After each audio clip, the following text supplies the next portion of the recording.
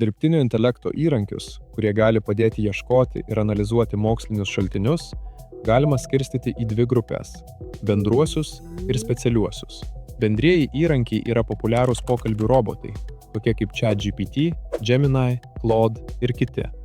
O specialieji įrankiai – tai priemonės pritaikytos būtent mokslinių šaltinių paieškai, atrankai, santraukoms, palyginimui ar ryšiams tarp tyrimų suprasti. Prie tokių įrankių galime priskirti Consensus AI, Elicit, SciSpace, AnswerThis, Litmaps, Connected Papers ir kitus.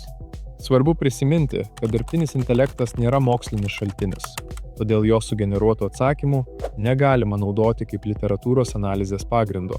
Tačiau, laikantis akademinės etikos nuostatų, dirbtinį intelektą galima naudoti kaip pagalbinė priemonė šaltinių paieškai ir mokslinių straipsnių analizei.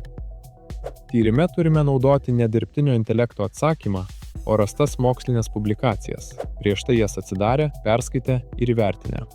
Trumpai apžvelkime keletą jau paminėtų specializuotų dirbtinio intelekto įrankių. Consensus AI, Elicit, SciSpace ir AnswerThis padeda ieškoti mokslinių šaltinių, apibendrinti ir palyginti jų turinį bei pasirengti literatūros apžvalgai. Šie įrankiai ypač naudingi tada, kai turime klausimą ir norime greito aiškaus atsakymo, paremto moksliniais tyrimais. Litmaps ir Connected Papers veikia kiek kitaip.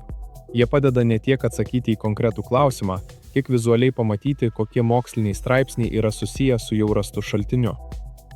Kad būtų aiškiau, padarykime trumpą demonstraciją. Atsidarykime Consensus AI. Šis įrankis naudingas tada, kai turime konkretų klausimą ir norime greito, moksliniais tyrimais pagrįsto atsakymo. Pavyzdžiui, jeigu rašome darbą apie socialinių tinklų poveikį studentams, galime klausti, ar socialinių tinklų naudojimas yra susijęs su prastesne miego kokybė. Prieš patvirtindami paiešką, galime dar trumpai žvilgtelti į filtrus.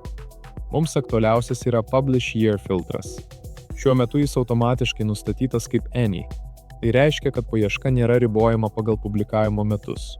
Mums tai nėra itin tinkama, nes studentams rekomenduojama naudoti naujausias mokslinės publikacijas, išleistas per pastaruosius 5 metus. Todėl pasirinkime Past 5 Years ir patvirtinkime paiešką. Netrukus gauname dirbtinio intelekto sugeneruotą santrauką su nuorodomis į mokslinius straipsnius, publikuotus per pastaruosius 5 metus. Svarbu prisiminti, kad šio sugeneruoto teksto negalima nei cituoti, nei perfrazuoti kaip literatūros analizės šaltinio. Dirbtinio intelekto atsakymai yra tik pagalbinė priemonė, padedanti greičiau susiorientuoti paieškos rezultatuose. Darbe turime naudoti ne patį atsakymą, o rastus mokslinius straipsnius, prieš tai juos atsidarę, perskaitę ir įvertinę. Tai galime padaryti pasirinkę straipsnį ir paspaudę PDF, jei jis prieinamas. O kaip taisyklingai cituoti šaltinius, galima sužinoti atsidarius Kauno kolegijos bibliotekos straipsnį APA7 taikymo pavyzdžiai. Panašiai galime naudoti ir Elicit įrankį. Tiesiog įveskime savo užklausą ir pasirinkime Find Papers funkciją.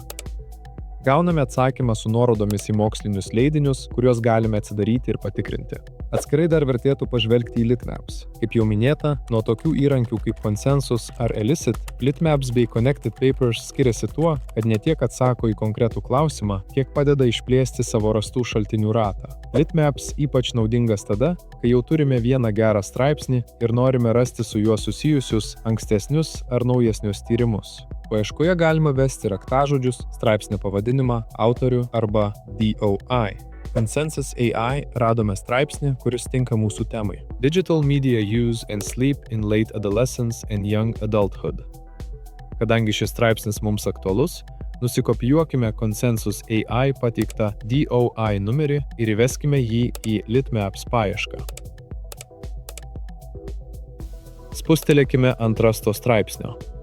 Tada spauskime Explore Related Articles. Tamsus taškas yra mūsų nurodyta publikacija, o tuščiaviduriai taškai – kiti mums siūlomi straipsniai. Radę kitą mums naudingą straipsnį, galime paspausti More Like This. Straipsnis bus pridėtas prie mūsų paieškos ir potencialiai aktualių straipsnių tinklas bus išplėstas. Pabaigai trumpai aptarkime populiariuosius pokalbių robotus. ChatGPT, Gemini, Claude ir kiti panašūs robotai gali padėti suformuluoti temą, rasti angliškus raktažodžius, pasiūlyti paieškos strategiją ir paaiškinti sudėtingą straipsnį. Jie taip pat gali pateikti atsakymus su nuorodomis į šaltinius, kuriuos galima atsidaryti ir patikrinti. Paieškos frazė neturėtų būti labai bendra, tokia kaip "surask literatūros apie socialinius tinklus".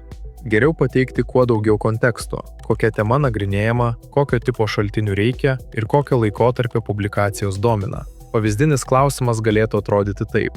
Rengiu kolegijos rašto darbą apie socialinių tinklų naudojimo sąsają su studentų miego kokybė. Padėk suformuluoti mokslinės literatūros paieškos strategiją anglų kalba. Pasiūlyk raktažodžius, paieškos frazes su and, or operatoriais ir nurodyk, kokių recenzuotų mokslinių straipsnių, publikuotų per pastaruosius 5 metus, turėčiau ieškoti. Nepateik nepatikrintų šaltinių. Padėk pasirengti paieškai duomenų bazėse.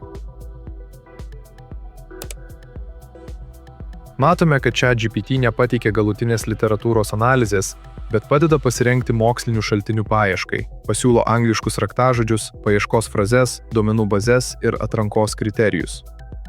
Apačioje paspaudę Sources taip pat galime rasti mokslinių publikacijų mūsų darbo tema. Jas būtina atsidaryti ir patikrinti savarankiškai.